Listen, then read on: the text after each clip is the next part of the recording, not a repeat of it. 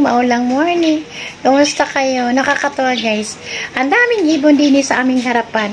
So kumain po ako ng puto. Binigyan ko sila. Kasi naawa ako dahil naulan. Tingnan ninyo. Ang dami nila. Ayan sila guys. Oh. Ang dami. Binigyan ko sila ng puto. Kasi wala silang pagkain. Piling kong gutom sila. Oh. Ayan dami nila. Oh. Ayan, nagtawag sila. Ayan, ang cute. Kain kayo. Ayan.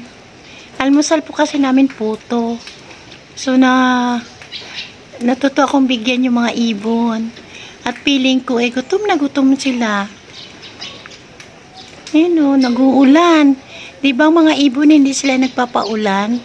Pero no choice sila, baka dahil gutom sila. Lumapit na sila sa binigay ko. Ang cute. Nagtatawag sila guys. Tulungan talaga sila. Hindi lang isa yung makakain, kundi silang lahat. So, ganun din tayo guys.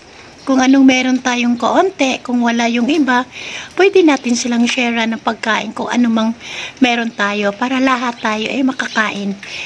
Kahit sa isang araw lang. Katulad nila oh. Isa lang po yung nakakita kanina pagka-itcha ko ng puto. Tapos sumunod yung isa. Tapos hanggang nagtawag sila guys. Nakakatuwa. Kain lang kayo. Thank you guys for watching.